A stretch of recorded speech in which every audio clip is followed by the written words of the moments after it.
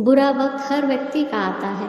बुरा दिन किसी विशेष व्यक्ति को चुनकर उसके पास नहीं आता। ये किसी के साथ भी हो सकता है, मेरे या आपके साथ भी। बुरा दिन वो नहीं जो एक बड़े स्तर पर आपकी ज़िंदगी बदल कर रख दे, बल्कि बुरा दिन वो भी है जो आपको धीरे धीरे उदास करता जाए। बुरा वक्त आने से पहले किसी को समय बताकर नहीं आता, क्योंकि समय और परिस्थिति कभी एक जैसी नहीं होती। वक्त अपनी गति से चलता है और कभी किसी का अच्छा समय आता है तो कभी किसी का बुरा समय।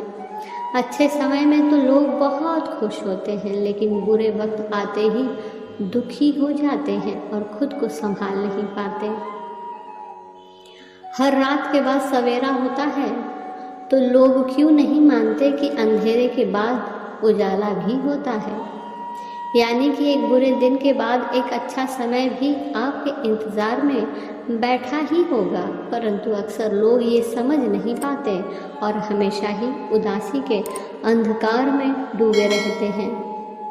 एक अच्छे वक्त का ही तो हर किसी को इंतज़ार रहता है, पर ये वक्त है कि हर वक्त बदलता ही रहता है। वक्त इंसान का हर कदम पर इम्तिहान लेता है। वक्त ही इंसान को सही राह दिखाता है। इसलिए वक्त की कदर करना सीख लो, नहीं तो वक्त तुम्हें अपने खेल से बाहर कर देगा।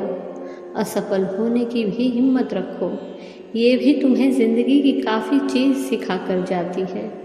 दूसरों को अपनी हिम्मत मत दिखाओ, बस उस हिम्मत को अपने काम पर लगाओ। हारना या जीतना किस्मत की बात है, मगर हार के भी हार ना मानना हिम्मत की बात है।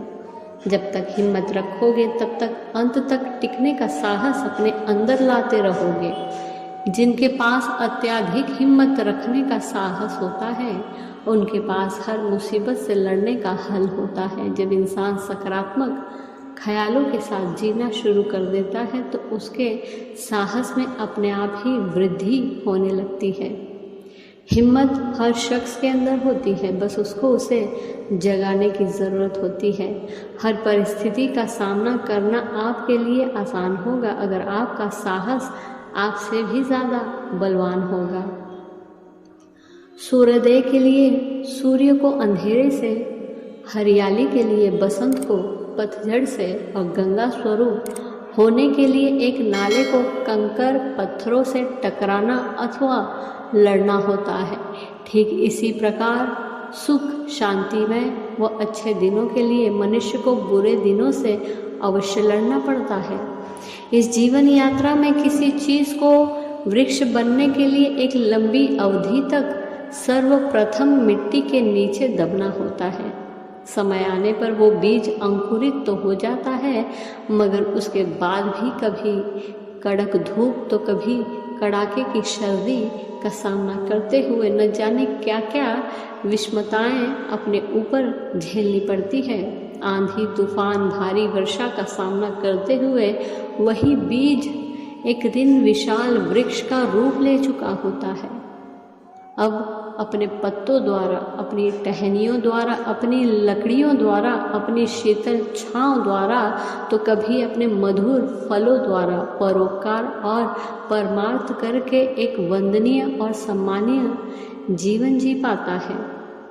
ध्यान रहे, जो डटेगा वही टिकेगा और वही आगे भी बढ़ेगा। जीवन में सब कुछ एक निवेश की तरह ही होता है। प्रेम, समय, साथ, खुशी, सम्मान और अपमान, जितना जितना हम दूसरों को देते जाएंगे, समय आने पर एक दिन वह ब्याज सहित हमें अवश्य वापस मिलने वाला है। कभी दुख के क्षणों में अपने को अलग थलग पाओ तो एक बार आत्मनिरीक्षण अवश्य कर लेना कि क्या जब मेरे अपनों को अथवा समाज को मेरी ज़रूरत थी तो मैं उन्हें अपना समय दे पाया था?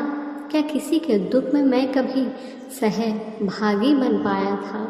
आपको अपने प्रति दूसरों के उदासीन व्यवहार का कारण स्वयं स्पष्ट हो जाएगा। क्या आपकी उपस्थिति कभी किसी के अकेलेपन को दूर करने का कारण बन पाई थी अथवा नहीं? आपको अपने एकाएकी जीवन का कारण स्वयं समझ आ जाएगा। देवी द्रौपदी ने वासुदेव कृष्ण को एक बार एक छोटे से चीर का दान किया था और आवश्यकता पड़ने पर विधि द्वारा वही चीर देवी द्रौपदी को साड़ियों के भंडार के रूप में लौटाया गया। देर से सही मगर दिया हुआ अवश्य लौट कर आता है। धन्यवाद।